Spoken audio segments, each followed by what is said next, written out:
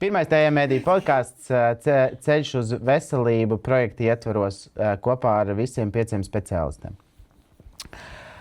Tātad, palūkšu jūs iepazīstināt ar sevi. Sāksim ar Leldi un iesim tālāk. Jā, tātad, mani sauc Lelde. Esmu kognitīvi behaviorālais terapeits un esmu šajā projektā iesaistījusies, lai palīdzētu ar savām zināšanām gan psihoizglītošanā, gan arī kā atbalsts, iespējams, jums kādam speciālistam ir nepieciešams, gan arī, protams, Mārtiņam.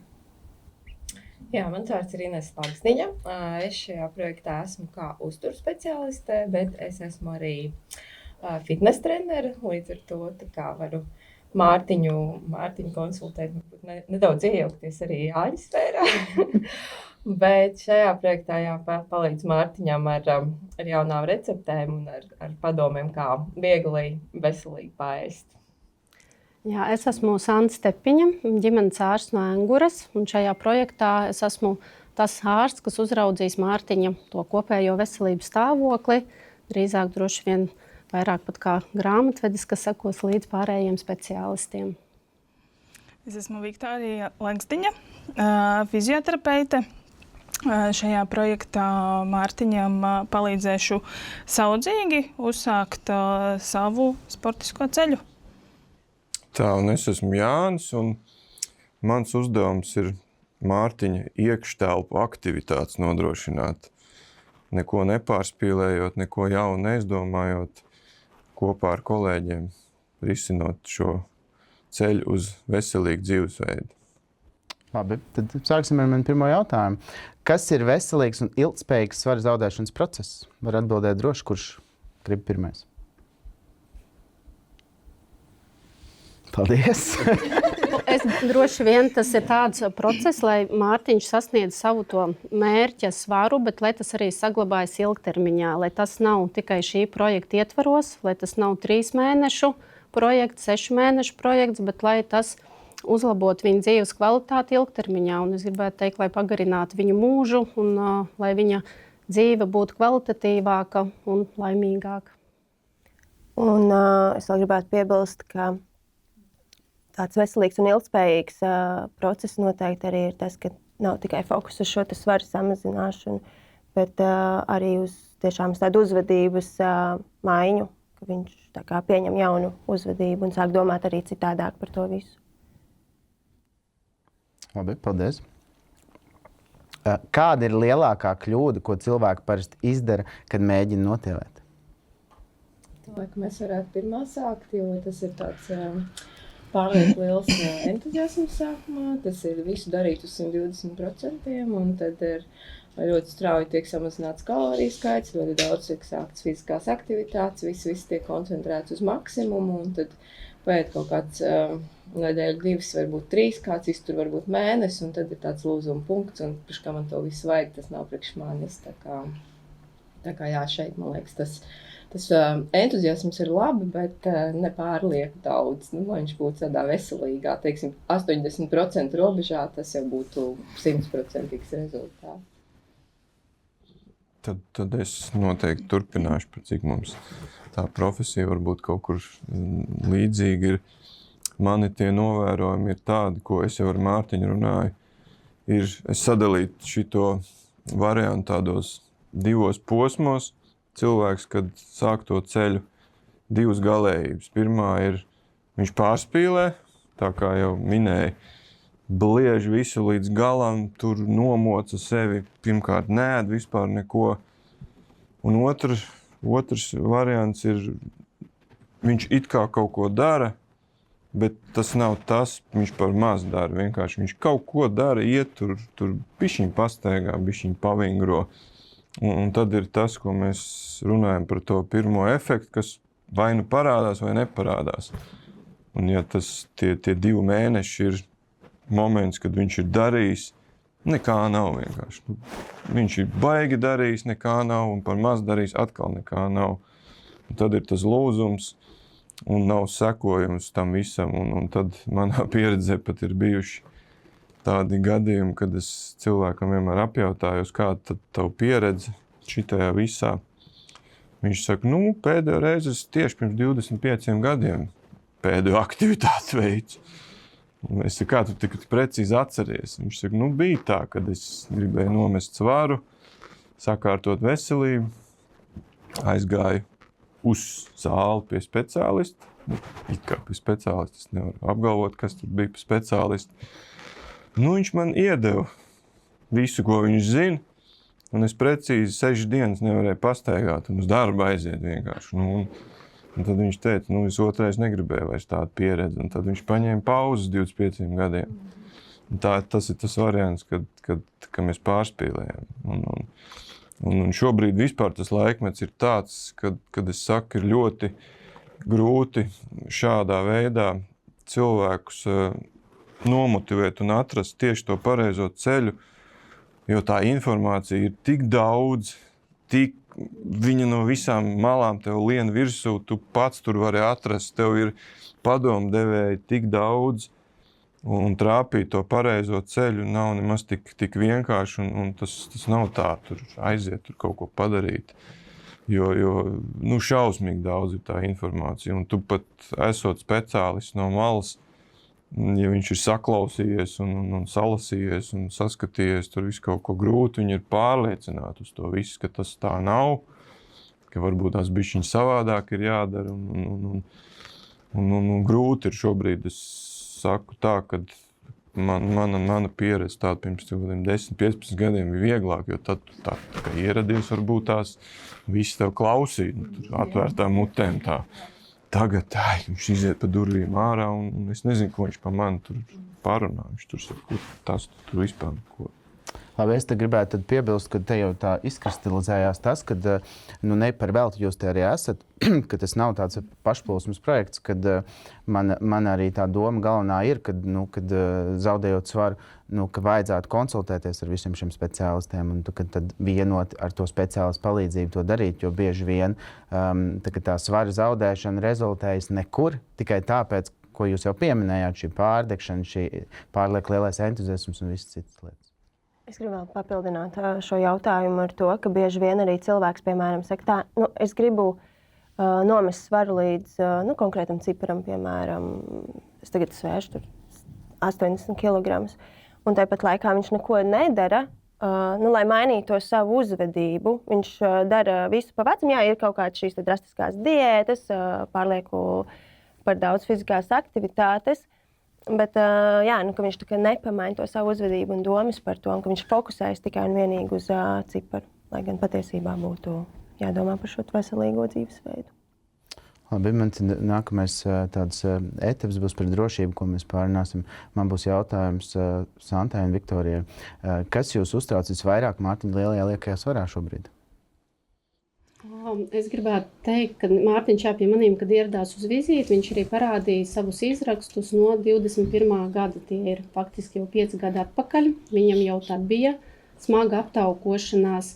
Par šiem gadiem ķermeņa masas indeks ir tikai kāps uz augšu, tā slimība ir progresējusi, un tā ir hroniska saslimšana. Blakus tam viņam ir spiediena problēmas, viņam ir paaugstināts holesterīns, viņam ir kārtīga insulīna rezistence, kas tūlīt jau būs kā cukura diabēts, un faktiski mani kā ārstu tas satrauc, jo dzīvesveids ir viens, un skatīsimies, kā Mārtiņam ies šo 6 mēnešu laikā. Bet, ja rādītāji viņa asins analīzēs neuzlabosies, tad es neizslēdzu, ka būs arī medikamenti jāliek klāt. Jā, no savas skatu punkta man visvairāk šobrīd uztrauc locītavu stāvoklis, tā slodze, kas viņam ir šobrīd ar lieko svaru, un papildus arī uzsākot projektu, liekot tās fiziskās aktivitātes klāt, viņas palielinās, un līdz ar to arī tā slodze uz locītavām ir vēl lielāka, tāpēc šobrīd ir svarīgi sabalansēt, bet lai mēs virzamies uz priekšu. Man uzreiz papildus jautājums, vai šie Mārtiņa paša iepriekš nospraustie 10 000 soļu dienā vispār viņam ir veselīgi? Vai tas ir kā parastam cilvēkam ļoti saprotama lieta 10 000 soļu dienā, bet vai Mārtiņam šie nav par daudz? Mēs ar Mārtiņu pārrunājam šo jautājumu, paskatījāmies arī, kā viņam ir gājis statistiski pagājušo gadu, tad viņam vidēji bija kaut kādi 6000 soļi dienā. šobrīd es teiktu tā, tas 8 līdz 10 tūkstoši, manuprāt, ir tas maksimums, ko viņam vajadzētu, tā kā nevajadzētu pārslogot un iet uz tiem 12, 14 tūkstoši soļiem, sākt pamazām, tad, kad tas svars kritīsies, muskuļu spēks uzlabosies, locītavas paliks arī stabilāks, līdz ar to arī tad tur var pēc tam kāpināt. Tad mēs viņu tā kā limitējam līdz 10 jā, nepārkāpjam. Es domāju, ka, manuprāt, nevajadzētu pārkāpt to robežu. Labi. Kas būtu signāls, ka treniņu slodze Mārtiņam ir par lielu? Es jau šodien drusku pamanīju, es tagad varbūt tās tā kā nav latvisks vārds opēšu, bet nedaudz iejaukšos varbūt tās tajos soļos. Tas ir tas pats, ko mēs minējām par to svaru, kaut kāds konkrēts cipars. Ja? Un šī gadījumā es nedomāju, ka tur tie 10 000 soļi mums ir tagad kaut kāds cipars, kas mums katru dienu ir jāsasniedz, jo es baidos, ka tieši tās dēļ, ka tas svars viņam ir, ja viņš kaut kādā brīdī nespēs varbūt arī tos 1000 vai 2000, ja, jo mums šobrīd principā vajadzīga tā kustība, tā aktivitāte viņam un to pašu viņš varētu veikt ar to riteni vai kaut kādu savādāk, mazāk mokošu to slodzi tām locītavām, jo man arī vairāk uztrauc tas kāju stāvoklis, kas ir, ja. Tā staigāšana un tur atliek, jo es arī paskatījos šobrīd, bišķiņ man nepatīk arī tā potīt viņam. Viņš, teiksim, veicot kaut kāds kāpšanas, nav diezko stabili. Līdz ar to koncentrēties tur to skaitli, ja, es viņam arī teicu, ka kaut kādā brīdī mēs nonāksim līdz kaut kādiem bišķiņ augsts intensitātes treniņiem, kas viņam noteikti vajag, bet pagaidām nē. Jo man tieši tās locītavas un tas soļu daudzums, es nedomāju, ka tas tur būtu mums šobrīd baigi tur tie 10, ja, jo tur mēs jau visi saprotam svarīgi, ja bišķi tā intensitāte, kā viņus kur to pašu riteni, airēšanas trenažieris tur, kas ir mazāk viņam to potīt un to ceļgali, jo pa to riteni man atkal tāds bišķiņ, ja mēs te bišķiņ ar humoru, tad man zālē tas ritenis nav tik izturīgs pagaidām, jā, lai es viņu ļautu viņam uz to riteni. Jā. Tā kā tur bišķiņi apstīsimies, kas būs janvāra beigās, jā. Un tad skatīsimies ar to velosipēdu. Bet pagaidām, jā, tas risinājums ir tā iešana it kā, jā, nosacīt vieglāk pieejams, jo tu pats to var darīt. Bet ilgtermiņā es baigi negribētu viņu tur to visu tā aizrauties. Man jau ir plānā, kā mēs viņu bišķiņu pamocīsim augsts intensitātes tur treniņus, jo es te baigi daudz aizrunājos, bet tur tā kā es skatos, kas man pozitīvi viņā pārsteidz. Viņam pulss labs ir, salīdzinoši, jā. Viņš tos augstos varētu turēt, jā. Man vairāk tas pirmais bija tāds bailes, kad es viņu satiku, kad mana pieredze bija tāda, šāda tipa cilvēki jau miera stāvoklī atnāk uz 160 pulsu jau. Un pacilājot kaut ko, viņš jau ir sarkanajā līnijā, vienkārši tur vispār nav kustība pat. Bet viņš ļoti labi, to pulsu viņam ir labs, tā sirds viņam strādā labi.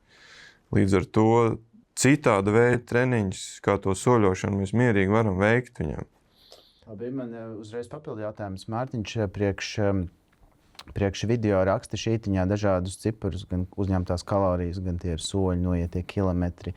Angliski saucās resting heart rate. Vai jūs gribat šo, ja viņš ļauj jums viņu dot, tad vai jūs gribat pieeja pie šīs statistikas, kur jūs varat redzēt, kā tad viņam iet pa dienām, jo tur jūs varat sekot reāli laikā, principā, cik viņš ēd, cik viņš soļo un ko viņš dara. Vai jūs gribat pieeja tādu? Ja Mārtiņš atļauj. Labi, skaidrs. Viņš jums var personīgi to arī pateikt. Sliktu jau tas nebūtu, bet tā kā es no savas puses šeit skatos to, cik daudz viņš katru dienu dokumentē šo visu. Vai tā arī viņam nav kaut kāda tāda pārlieku slodze, ko mēs visi viņam katrs uzliekam. Skaitīt, to, filmēt, izdarīt visu vēl. Un man jau kaut kādās 6. dienā sāk likties, ka viņam jau iet jau. Varbūt arī šeit mēs kaut kā pavisam varētu vienoties. Es arī ar viņu pašu jau vakardien runāju, kad arī par šām kalorijām varbūt vairāk cenšos mācīt tādus principus, kā no rīta, kā pa dienu, kā, ja tev gadās, piemēram, ja tev nesanāk, ko vislabāk izvēlēties, bet lai viņam nebūtu tā drastiskā skaitīšana, jo tur drusciņi, es domāju... Jā, man ir arī jautājums par šo, kur mēs vēlāk pievērsīsimies tieši par šīm kalorijām un skaitīšanām. Es tieši gribēju vēl piemetināt pie visa šitā. Tas pats sākums arī man tā ideja bija tā, tieši, ko tu teici. Jo mēs to veidojam sabiedrībai, šito projektu, lai viņi saprastu, ka tas ir iespējams jebkuram. Un es arī sākumā teicu, ka es negribu darīt tā, ka mēs viņu iemaucam tādos rāmjos, ka tur tā šitā, tur viņš tur tagad katru dienu to, un tas cilvēks no malas skatoties, viņš sapratīs, nē, tas ir pa sarežģīti, tagad es taču šito nē. Viņš nometīs to svaru, bet ar kādu darbu tas būs tā, ka tur laboratorija priekšā, pakaļā, tur kosmonauti, tur tā. Vienkārši tas cilvēks sapratīs, ka tas nav priekš manis. Mēs gribam pa vienkāršo. Baigi neiedziļināties, tur kaut kādos ciparos, tur vienkārši cilvēks dara, ņemam, paskatāmies, pakontrolējam. Paralēli jau šim viņam ir sava dzīve. Viņam ir sava dzīve, viņš jau nav. Papildus pienākums, kas viņam aizņem. Jo cilvēks no malas pazīsies un skatīties, man taču ir darbs, bērni, ģimene, kur tais šito visus, taču nē, lai viņi iet ratā. Kā patreiz izstāstā, ka mēs viņu tur tagad apmēram viņam... Tas ir pa sarežģīti. Man pašai pa grūti. Jā, protams, es jau piebildīšu tikai, kad mēs jau tomēr vērtējam to saturu un riņu rediģējumu. Es jau jums nerādu, tur, kur Mārtiņš 2 stundas divānā guļ. Tā kā, respektīvi, tiem 3 video, kas ir maksimāli 2 minūtes garas, kas ir 6 minūtes no viņa dzīves, tā kā maksimālajā izpildījumā, tas parāda tikai tās aktīvākās vietas. Tā kā jums droši vien arī ir tāds nedaudz maldīgs, ka viņš visu laiku dara, bet ir arī, tur noteikti ir arī vienkārši mierīgas reizes, kad viņš pats saka, ka viņš skatās televizoru. Lai nav tas... Jānis teica, tā kā arī, ko es saku, ka publiskajā telpā izstās šausmīgs vāveres ritenis. Varbūt jūs, kā profesionāļi varat kaut kā padomāt, kā lai tas izteikti šim draudzīgāk, jo liekas, es, kad paskatos, man liekas šausmas cilvēks tur vienkārši maļ no rīta līdz vakaram 24/7. Viņš arī saguris izskatās. Viņš izskatās saguris, jā.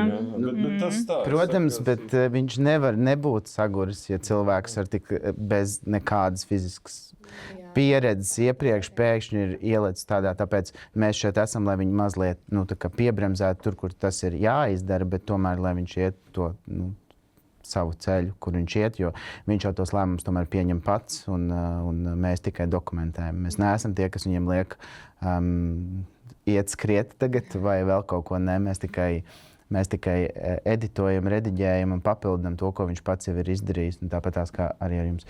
Man ir jautājums Viktorijai, kā viņš var atpazīt muskuļu sāpes no dziļākām problēmām ķermenī, tās tie paši ceļi un tas, lai nebūtu tā lielā pārslodze kaut kādā brīdī, bet viņš varētu bez maz vai priekšlaicīgi reaģēt jau uz to un noņemt to slodzi, lai neiedzīvojas traumās? Pirmkārt, tas būs noteikti kaut kādas netipiskas sāpes, asas vai kaut kādas savādākas skaņas, ja mēs runājam par ceļiem, tad tupjoties, vai arī, ja cilvēks pirms tam ir tupies un pēkšņi viņš uzliek kaut kādu lielāku svaru, tupjoties un būs savādāka skaņa, pieņemsim, tur menisks plīst, tad ir ar paukšķi, tad to skaņu viņš noteikti atpazīs. Tā nevar būt savādāka, vai sagādāt diskomfortu, vai pastiprināt vēl klāt, ka nāk vēl sāpes, tādas, kas ir tur neciešams, vai nekad nav bijušas. Tā kā es domāju, ka tādā ziņā to mēs noteikti viņš varēs saprast un izvērtēt. Paldies. Ko jūs ieteikt Mārtiņam nekādā gadījumā nedarīt pirmajā mēnesī? Noteikti neskriet. Jo es domāju, ka sabiedrībā ir tāds liels uzskats, ka ja mēs sākam zaudēt svaru, tā kā viss sākam Ar arī skriet. skriešanu, jā. Jo, pieņemsim, es par tiem soļiem vēl joprojām atgriežoties, jo es vienkārši īsti nesaprotu, no kurienes viņam nāk, ka viņam ir tie 10,000 soļi noteikti. Jā. Man liekas, tas tāds standarts. Tas bija kaut kur standarts, bet es saku, nav jau. Viņš Nav. jau var aiziet Es dienā pilnīgi piekrītu. 70 reizes pēc piena 10,000 soļus vai nostaigāt pa ofisu. Tieši tā. Nu, tā Nav kā, jau jo uz tiem tad, kad soļiem mēs ar jau viņu nav, pārunājām tiem tieši par tiem ciparām, jā. soļiem, viņš teica, man noteikti tur jāsāc 10-12,000 soļi. Es saku, nav. Tas nav mūsu mērķis. Es saku, tev ir veselīgi. Es saku, tev ir fiziskā aktivitāte, tie ir tavs ikdienas soļi. Pieņemsim, tev nāk vienkārši klāt no rīta pastaiga, vai tad, kad viņam sanāk. Bet kad tas nav 4 kilometri, ka viņam ir obligāti jāsavāc tagad līdz kaut kādam konkrētam laika periodam tik un tik soļi, ka to mēs noteikti ņemam nost, ka mēs neieciklējamies uz to. Bet, jā, ar skriešanu noteikti šobrīd no manas puses. Vispār tādā formā, kā viņš ir tur, es nezinu, kurš vispār var iedomāties, ka viņam būtu jāskrien vienkārši. Jā. Es domāju, ka arī paša Mārtiņa noteikti entuziasms šo visu, tā kā tie 10,000 soļi. Man šķiet arī cilvēkam vieglāk kaut ko izpildīt, ja viņam ir kāds mērķis, ja viņš redz, ka viņam ir jāskrēja tie 10,000 soļi, viņš gan jau arī jūtās labāk vakarā, ja viņi ir savākti. Tas gan jau spēlē arī kaut kādu lomu viņam pašam tajā. Es tikai no novērojumiem varu piebilst. Par svaru, vai mēs varam vienoties par kādu vienu ciparu, ko viņš šajos 6 mēnešos veselīgi varētu nomest, kas būtu no visiem pusēm veselīgs svaru zaudēšanas process. Vai mēs varam nospraust vienu ciparu, vai ciparam nebūs nekādas nozīmes, bet vairāk kā viņš pats jutīsies, ejot šo ceļu un regulāri tomēr zaudējot svaru? Es ļoti negribētu, ka ir konkrēts cipars. Es nezinu, ko.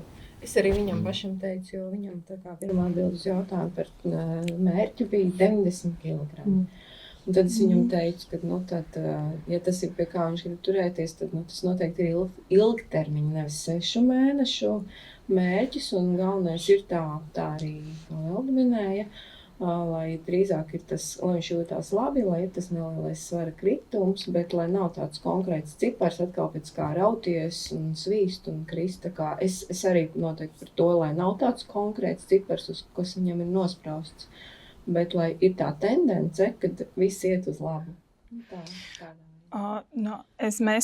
Mūsu sarunā, pirmajā tikšanās reizē, es saskatīju citu mērķi. Viņš arī izteica, ka tas viņa mērķis tāds lielais būtu nākamgad spēlēt. Es baidos kaut ko samalot florbola kaut kādā līgā, čempionātā, kaut kādā. Ja, tas būtu tāds viņa lielais mērķis. Tad man ir skaidrs, uz ko mēs ejam. Ir skaidrs, ka ir jāzaudē svars. Tur jau ir, nav tik svarīgi, jau laikam, cik katru mēnesi tie kilogrami. Jā, bet ka mēs viņu gatavojam, ka viņš reāli varētu startēt tajā čempionātā, ja, lai viņš man piedod. Pats varēs noformulēt precīzi un ka viņš spēj tur noskriet, ka viņam nav akūts tur ceļu sāpes, potīšu sāpes, un ka viņš tur var pieliekties brīvi, pieņemsim, aizsiet kurpes. Ļoti svarīgi tieši, lai uzrādās tie rādītāji. Tas tam svaram viennozīmīgi ir jākrītās līdz kaut kādam, bet vai tas ir tieši konkrēts cipars 6 mēnešu laikā, varbūt no ārsta viedokļa. Te jau jārēķinās, ka nav aptaukojies tikai, teiksim, viņa bēdars, tie ir iekšēji orgāni, tās ir aknas, aizkuņģa dziedzeres, sirds. Un to jau es redzu asins analīzēs, ka aknas šobrīd ir, aknu rādītāji ir paaugstināti. Tas nozīmē, ka taukaudi izgulsnējās aknu audos. Un droši vien tas, ko es gribētu pēc 3 mēnešiem redzēt, ir kontrolas analīzes un skatīties, kā tie rādītāji nedaudz krītās.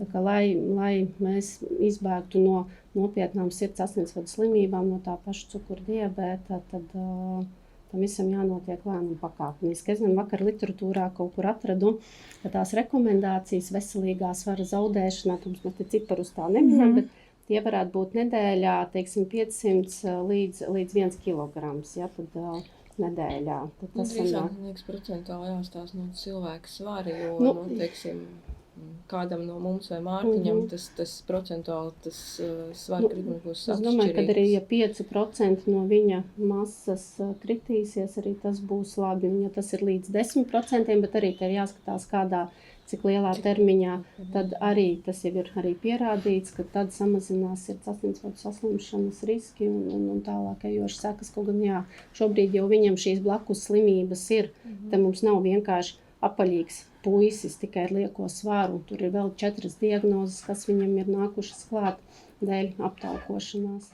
Man liekas, ka šī projekta ietvaros būtu forši, ja mēs varētu cilvēkiem parādīt, ka tik tiešām nav, tas galvenais nav tas cipars, jo vispār, cik tad tu nometīsi, vai tad ļoti, ļoti svarīgs jautājums ir, bet gan svarīgākais varētu būt tas, ka tas mērķis ir, ka ir šie rezultāti labāki, ka fizioterapeits redz, ka tur ir uzlabojumi ar locītavām un visu pārējo, ka būtu forši, ja mēs šeit iedotu tieši šo ziņu sabiedrībai. Ja, es arī domāju, ka sabiedrībā noteikti valda uzskats, ka tas cilvēks vienkārši ir resns, un viņi nedomā vispār, ka tur ir vēl kāda veselības riski. Viņš vienkārši ir aptaukojies, viss, tad tā ir viņa paša vaina, bet neviens nekad neaizdomāsies, ka tas nes līdzi ļoti ievērojams veselības problēmas. Pārsvarā jau domā resns un slings. Ja tu esi dušīgs, tad tu neko savā dzīvē nedari, bet tā jau ir hroniska, recidivējoša slimība, tāpat kā jebkas cits. Līdz ar to te ir nepieciešama ārstēšana. Šajā gadījumā tas ir dzīvesveids šobrīd. Jā, tad man papildus jautājums. Kas būtu šajā gadījumā pārāk ātrs svara zudums? Jo es saprotu, Mārtiņš ir entuziastisks, un es arī būtu entuziastisks. Man būtu grūti kā entuziastiskam cilvēkam, man būtu grūti aizliegt būt entuziastiskam. Bet es saprotu, ka visticamāk jūs gribētu ierobežot šo, lai nav tā, ka 50 kg ir nomest pirmajā mēnesī, viņš dzer ūdeni. Man liekas, ka atkal pārtrauc meitenes, pēc cik mēs mazākumā Roberta esam šoreiz palikuši. Tad te atkal nebūtu varbūt svarīgs tas cipars, bet atkal no Mārtiņa sajūtā mums jāskatās. Ja viņš to zudumu sāk tur forsēt un tas kilogrami krītās, bet viņš slikti guļ.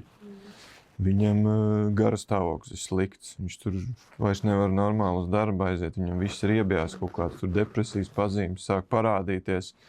Atkal, mums cipars baigi labais ir, bet kā viņš tos kilogramus ir zaudējis, tas veselībai ir nepareizi. Tā kā te nevarētu runāt par atkal kaut kādu tik un tik tos kilogramus, bet lai tas būtu samērīgi ar viņu sajūtām, lai viņam tā sadzīve turpinās pozitīvā gaisotnē, pat ja viņš tur varbūt tās nomet tur, puskilogramu pēkšņi mēnesī, bet tā sajūta viņam ir laba, rādītāji uzlabojās, viss kārtībā.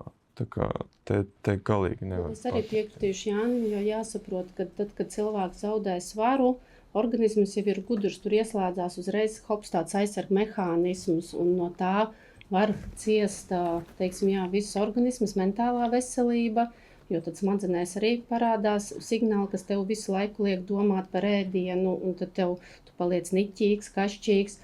Tāpat arī hormoni izmainās, vada hormonas pieaug, sāta hormonas samazinās, tur atkal mēs varam iekrist bedrē.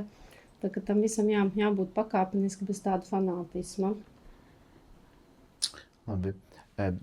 Šo dzirdot visu, tad vairāk tā kā būtu Mārtiņam jāliek mainīt tā uzvedība, kas ir novedusi viņu pie šī liekā svara, nekā jākoncentrēs uz konkrētu, jo tad vajadzētu būt tā, ka pašsaprotam tie kilogrami krīt, un lai viņi krīt, cik viņi krīt.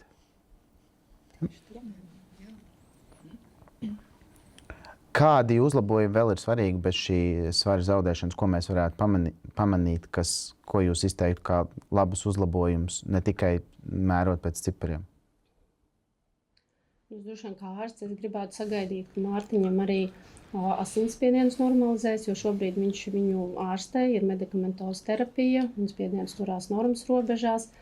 Es kā ārsts gribētu sagaidīt aknu rādītāju uzlabojumu, viņa arī insulīna, teiksim tā, kritumu, jo šobrīd insulīns ir krietni virs normas sakarā ar to, ka aizkuņa dziedzera strādā ar pārslodzi, jo insulīns vairs nespēja veikt savu funkciju, tas cukuriņš paliek mums ārpus šūnas, un tas viss tagad tāds apburtais sloks. Tā kā es gribu redzēt, jā, skaitļus, kas uzlabojās.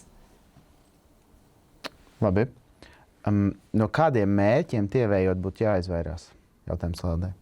Jā, nu tas jau, kam es pieskāros visu laiku, ir par šo, ka mēs neuzliekam konkrētu mērķu skaitļos, jo kas notiek, ja mēs uzliekam konkrētus skaitļus, tad vienkārši cilvēks kaut ko nesasniedz, viņam ir vilšanās sajūta, viņam varbūt sākās jau domas, ka viņš grib pamest šo visu, un visas šīs te blakus efekti. Jā, līdz ar to neuzlikt konkrētu skaitļus, bet ko es dzirdu no kolēģiem, ka esam vienā ritmā.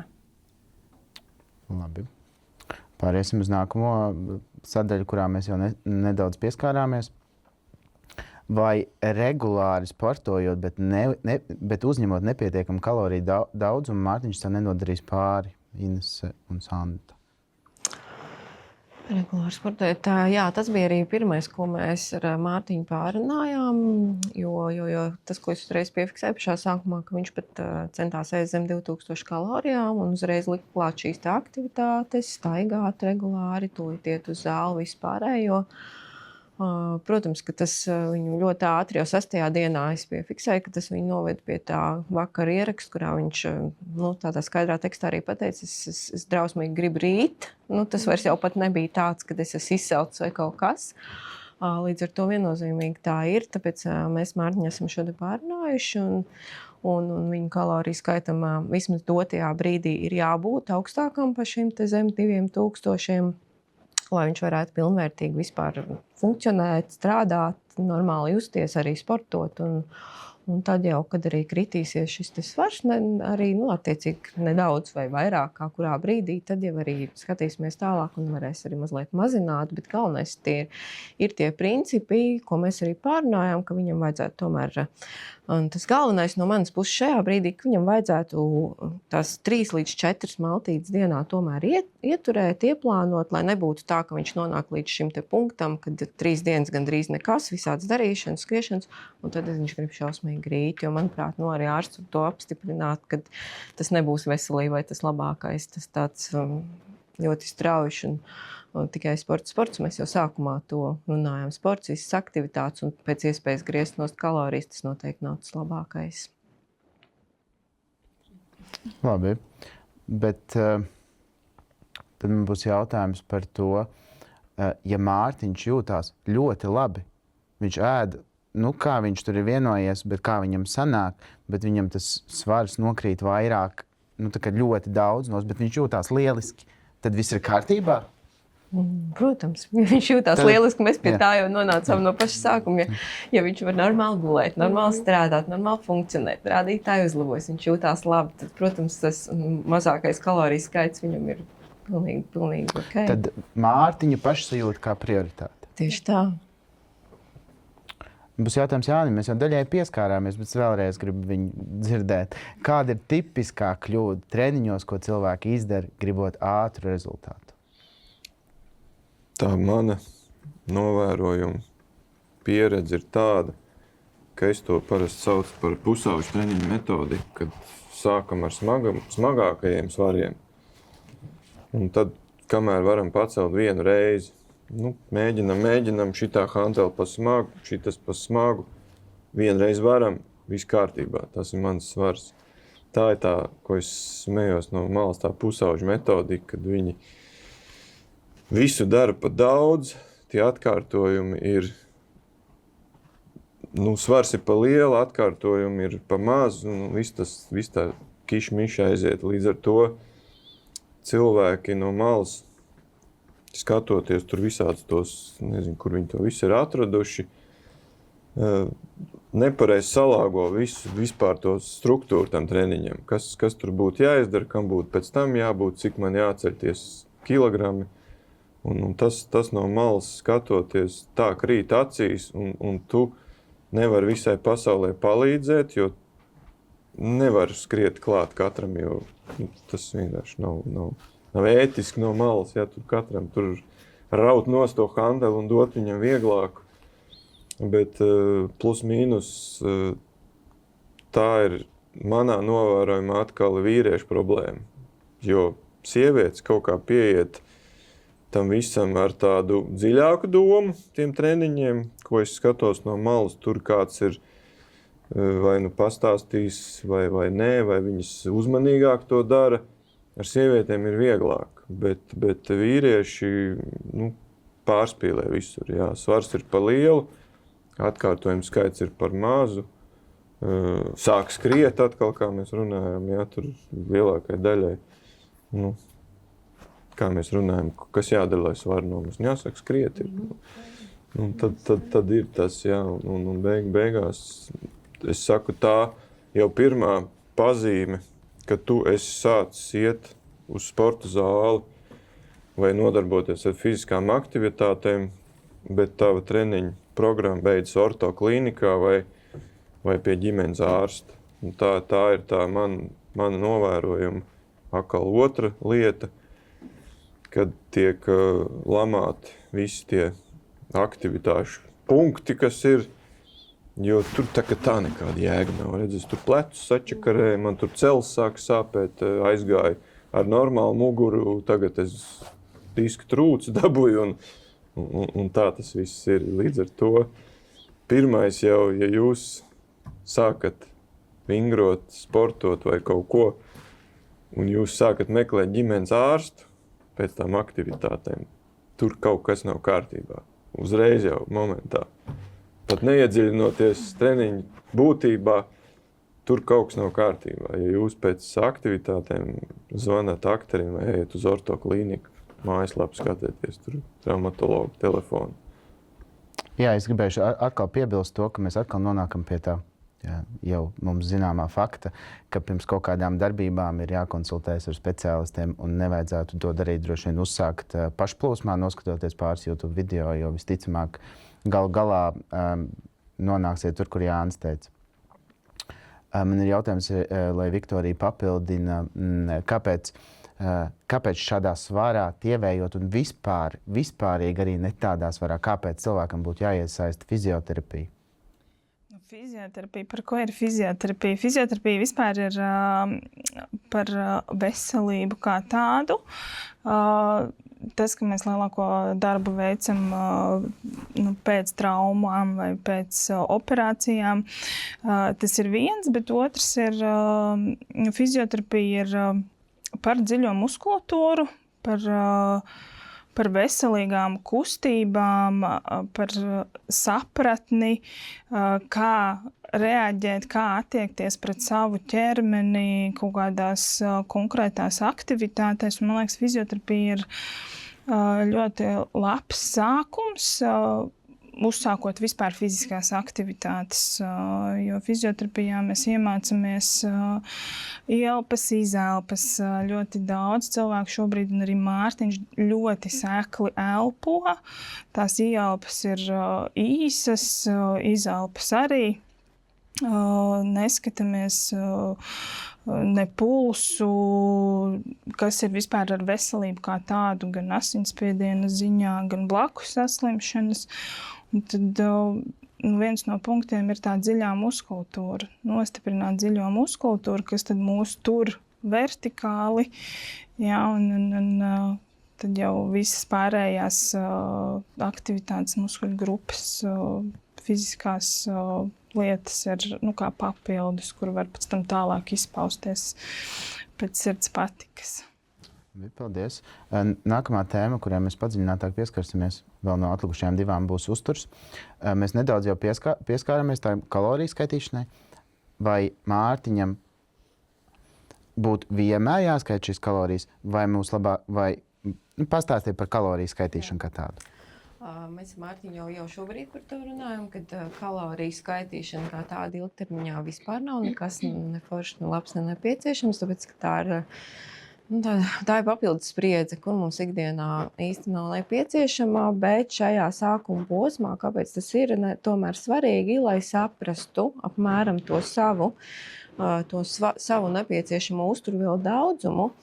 Un tāpēc ir svarīgi varbūt sākumā nedaudz paskaidrot, lai nebūtu tā, kad es it kā paēdu veselīgo jogurtu ar veselīgu biespienu un veselīgu banānu, bet tas bija, 3 reizes par daudz, nekā man bija nepieciešams. Bet ilgtermiņā tieši ir svarīgi šie te principi. Šie te principi ievērot ēdienreizes, ievērot tās uzturvielas, ko uzņemt pietiekoši daudz olbaltumvielu, saprast, kas ir olbaltumviela, kas ir ogļhidrāts, ko labāk pirms treniņa ēst, ko labāk no rīta, lai būtu šī sāta sajūta. Un tad jau, ja izveidojas šis dienas ritms, plus cilvēks aptuveni zina, cik daudz, kurā brīdī, ko viņam vajag uzņemt, tad kaloriju skaitīšana īsti jau nav nepieciešama. Tas jau ir arī automātiski, kad tu vienkārši dzīvo pēc tādiem veselīgiem principiem. Un kā mēs jau arī ar Mārtiņu pirmajā reizē pajūkojām, varbūt arī sestdien un svētdien, kad ir kāds našķis, kāds gardums, kas neliek tev justies, teiksim, tā kā ieslodzītam, ka tev nav visu laiku šis šausmīgais režīms, ka man visu laiku jāskait, es drīkstu tikai tā, ka man visi draugi var tur arī kaut ko garšīgu apēst, bet es drīkstu tikai savus selerijas kātus, tā kā, lai tas arī tā kā psiholoģiski nebūtu tik traumējoši. Tāpēc par tām kalorijām, jā, tas ir varbūt sākuma posmā, lai saprastu tiešām, cik kas ir, bet ilgtermiņā, tā kā noteikti kaloriju skaitīšana mums nederēs nevienam. Tas, vienkārši nav iespējams. Es gribu arī papildināt vienkārši, ka arī kognitīva behaviorālā terapija tiešām runā par to, ka ir jāsakārto ēdienreizes skaits, ka tā uzvedībai ir jābūt tādai ar tādu izpratni, ka mēs darām. Tāpēc piekrīt, ka sākumā var apskatīt šīs kalorijas, bet no psiholoģiskā viedokļa tiešām visu laiku sekot līdz kaut kādiem konkrētiem skaitļiem ir ļoti neveselīgi. Vienkārši tas mērķis ir panākt to, lai cilvēks pilnvērtīgu uzturu. Tādas pareizas, nepareizas, kas ir nepareizas, lai tās ikdienas izvēles būtu labas un lai būtu tas dienas ritms un režīms, un tad jau arī viss notiek. Bet tā kā, neteiksim pats no sevis, bet no šī te režīma un no šīm izvēlēm. Paldies. Ko darīt tievēršanas sākumā ar saldumiem? Vai izslēgt pavisam? Vai tomēr pa kādam ēst, turpināt ēst? Tas ir atkarīgs arī, ja cilvēks ir tiešām milzīgs saldumu mīls, tad noteikti kaut ko var un pat vajag, bet arī šeit ir tas pats, ko es jau minēju, tas ir izvēles, jo saldumi arī ir dažādi. Teiksim, ir rūpnieciski ražot saldumi, bet ir arī augļi, kas ir saldumi. Tā kā ir dažādas tās saldās alternatīvas, ko mēs varam izvēlēties. Šobrīd vispār ir ļoti daudz gan veikalos, gan mājās pagatavojumi, dažādas alternatīvas, kas ir veselīgāks par vienkārši nopērkamajām bulciņām, standarta konfektēm vai kaut ko tam līdzīgu. Tā kā es uzskatu, ka, ja cilvēks ir milzīgs saldumu mīls, tad noteikti kaut ko mazlietiņu šajā te kaloriju daudzumā var iekļaut un var izdomāt un izvēlēties kaut ko veselīgu, labu, arī ar kādu papildus uzturvielu. Un nav tā kā sev pilnīgi viss jānogriež, jo atkal, kā Lelda minēja, tā stingrā nogriešana, tas atkal ir uzreiz psiholoģiski ļoti tā, ka tā ir tāda sajūta, es par kaut ko esmu sodīts, un tad kaut kāds laiks paiet, un priekš kam tad man vajag to sodu, es gribu būt brīvs. Tas ir tā. Jā, un tādā, ja ir kaut kāds arī tāds ļoti liels aizliegums, tad cilvēks tiešām, viņam ir tā tendence uz saldumiem, un viņš ir kaut ko aizliegtu, kas ir aizliegtajā sarakstā pagaršojis. Tad viņam var būt šī kauna sajūta arī, un tas atkal mums iedod tādu aburto āpli, ka varbūt tas cilvēks tad domā, labi, ko es pagaršoju, tad jau pagaršošu vēl, bet ja viņam ir tomēr tas atļautais sarakstīns, kaut kāds daudzums, par ko ir vienojies, tas noteikti ir. Man jautājums saldējiem Mārtiņam, es nezinu, vai viņam garšo, bet viņam garšot saldējumus, un, protams, nopirkt lielāku kastē ir lētāk, bet ēdot saldējumu, viņam tomēr gribās apēst visu kasti, viņam mēģināt sevi trenēt vai nepirkt šo saldējumu. Ja gadījumā viņš to izdara un viņš izvēlas apēst, tad viņam no šīs situācijas noteikti jāmācās, ka varbūt nākamajā reizē es neapēdu visu, bet uztvert šo situāciju kā tādu mācību stundu. Jā, ka varbūt mēs varam šito risināt nākamreiz citādāk. Nu, arī sevi es tā domāju, ka kaut kā mēs katrs vairāk vai mazāk sevi tomēr pazīstam, zinām savus tās uzvedības metodas. Un ir cilvēks, kas var apēst vienu konfektu un justies ļoti labi. Un viņš aizies tālāk, darīs savas lietas, bet ir cilvēks, viņš apēdīs vienu konfektu, un viņš apēdīs visu konfektus, kas viņam ir tajā trauciņā. Nu, tā kā mēs sevi pazīstot, tad, nocīmēdot, es zinu, ja es esmu no tiem, kas apēdīs visas konfektus trauciņā, tad es varbūt, ja man šodien ir mērķis, es neņemšu arī to vienu, bet ja es varu apēst vienu, un man tas nekādīgi netrigerē, tad kāpēc tad viņš to nevarētu darīt? Un varbūt izvēlēties tādu alternatīvu, ja es zinu, ka ar šitām konfektēm nevar noturēties, tad izdomāt kaut kādu citu alternatīvu, kur tad stāv mājās. Jā, es gribēju tikai piebilst, ka man mājās vairs nav konfekts. Jo man dažreiz patīk apēst visas. Jā. Esmu ļoti daudz strādājis iepriekš sieviešu kolektīvā, kur ļoti aktuāli bija visādas tievēršanas metodas. Esmu tur tos diētas pārklausījies. Kāda ir tipiskā kļūda diētās, kas beidzas ar tādu noraušanos? Man liekas, ka jebkura diēta jau ir, viņa ir pirmkārt uz kaut kādu vienu virzienu tendēta. Teiksim, ja keto, tad mēs ēdam tikai olbaltumvielas, un kas tur ir ar taukiem saistīts, visu un vairāk neko. Līdz ar to tiek izslēgti visi ogļhidrāti, agri vai vēlu. Organismam taču enerģija nepieciešama arī kaut kādām aktivitātēm, smadzenēm, darbībai.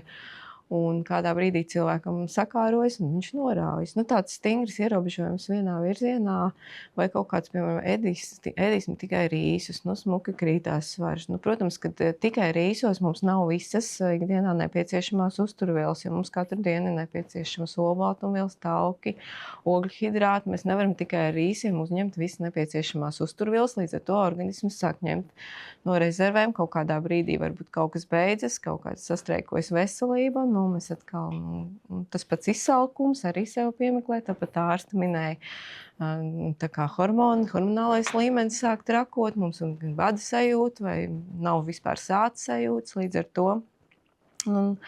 Manuprāt, es nezinu, varbūt citu uzturu speciālisti man nepiekritīs, bet es nevienam drastiskam virzienam nepiekrītu, jo agri vai vēlu tas noved pie tādas noraušanās, pie tāda, ka man to vajag, un visticamāk tas ir, jā, man ļoti labi gāja, es zaudēju 10 kg, bet tagad, ko tad, lai es tagad daru, man ir plus 12 atkal atpakaļ, palīdziet man. Es ļoti bieži savā praksē ar šo te jau sastopos, kad man ļoti labi gāja tajā diētā, varbūt man uzsākt atkal, man bija mīnus 16, bet tagad man ir plus 17.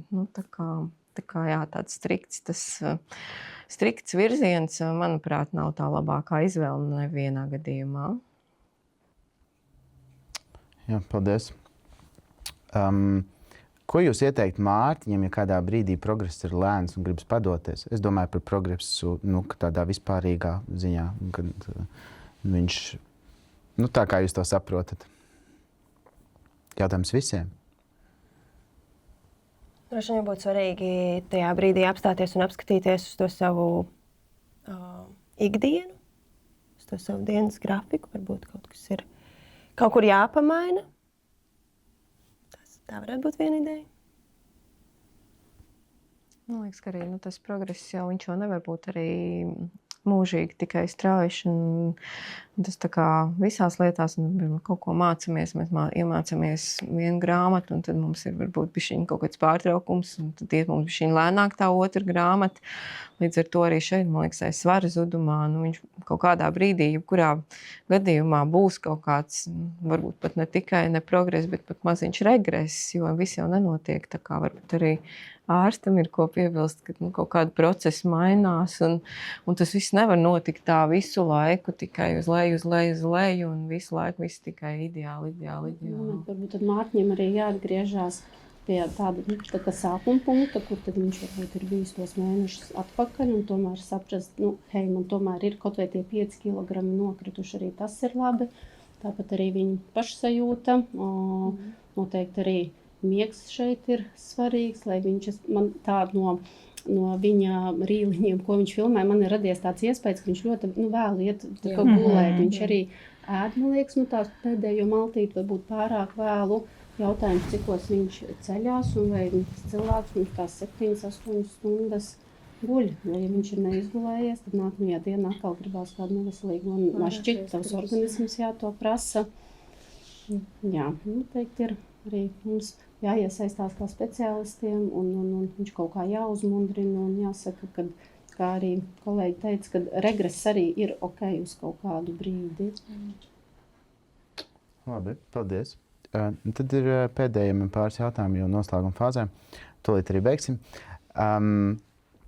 Es biju tādu kā skatītājiem vēstījumu.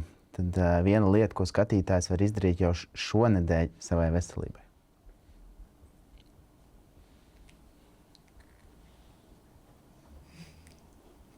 Nav neko, viss ir par vēlu. Nē, nekad nekas nav par vēlu. Viens tāds atkal ieteikums, ka, ja jūs paši to negribēsiet, tad neviens jums nepiespiedīs mainīt dzīvi. Līdz ar to, ja cilvēkam viss apmierina, un viņš, kas šodien pa datumu ir kaut kādā 15. janvārī, viņš ļoti labi jūtās, tad varbūt arī neko nevajag mainīt, bet pa lielam,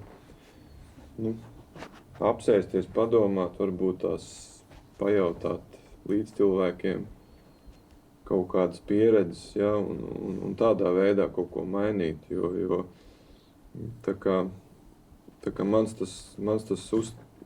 vienmēr tas uzsvars ir uz to, ka tas, ko jūs mainat, vienalga, kas tas būtu, ēšana, sports vai vienalga darbs, galvenais, lai tas būtu pozitīvs moments jums. Ja? Nevajag mainīt vienkārši mainīšanas pēc. Līdz ar to te tas moments, kad, ja jūs jūtaties labi, tad dariet. Ja nē, tad tas pats no gaisa nekas nekritīs vienkārši. Man šķiet tāda ļoti vienkārša lieta izdarām ir, ja kāds jūtās slikti, diskomfortā, tad, manuprāt, ir diezgan vienkārši sazināties ar savu ģimenes ārstu un pieteikties vizītē, lai izrunātu to, kas ir sakājis. Un tas jau būtu kā tāds solīts savas veselības uzlabošanai.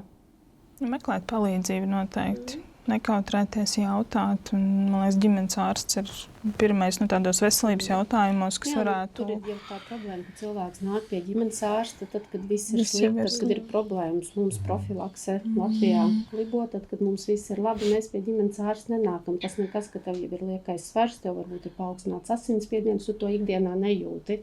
Un tad, kad tu jau esi atnācis pie ģimenes ārsta, tad jau ir diagnožu skaits, kas tev ir klāt, bet vesels it kā cilvēks, viņam liekas, ka nē, man par saviem nav jārūpējās, tā ir kļūda.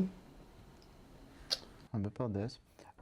Ko jūs gribētu, lai cilvēks saprot par svaru samazināšanu pēc šīs sarunas? Mums te ir diezgan daudz jau izrunāts, varbūt jums katram ir kāds maza odziņa, ko jūs gribētu nodot sabiedrībai. Viennozīmīgi tas, ka galvenais nav cipars, galvenais nav skaitlis, jo vienkārši konkrēti skaitļi iedot papildus emocionālo slogu, kas var beigās vienkārši rezultēties ar sliktiem rezultātiem. Jā, tad tā arī vairāk kārt pieminējām tā mērenība.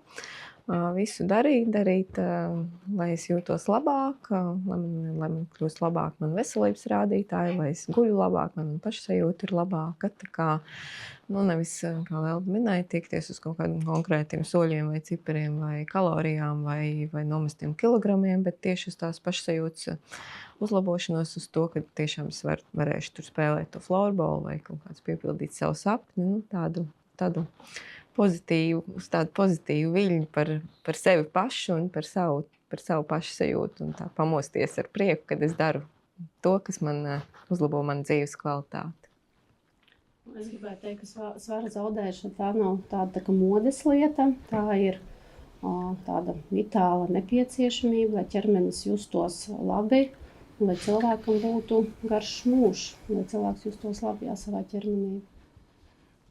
Jā, noteikti, ka tas nav tāds lineārs, skaists progress vienmēr, kad varbūt arī kritumi, jo apkārt ir dzīve parastā, Jā, kad visas ikdienas lietas, kas notiek mums apkārt, ļoti ietekmē. Bet, manuprāt, ja mēs zinām kaut kādas pamata lietas, kas mums var palīdzēt, vai kur mēs varam meklēt palīdzību, tad šajos brīžos, tad, kad ir tas varbūt regress vai mēs esam apstājušies, tad mēs zinām, kur meklēt to palīdzību, izanalizēt, saprast, kas varbūt nebija vai kas varbūt traucēja konkrētajā brīdī, un tad jau atkal tālāk iet uz priekšu. Tā, tad mans novēlējums visiem, un tas arī, man liekas, šī projekta mērķis ir tāds, ka veselību šādā vecumā, kā Mārtiņš, var uzlabot un sakārtot jebkurš cilvēks.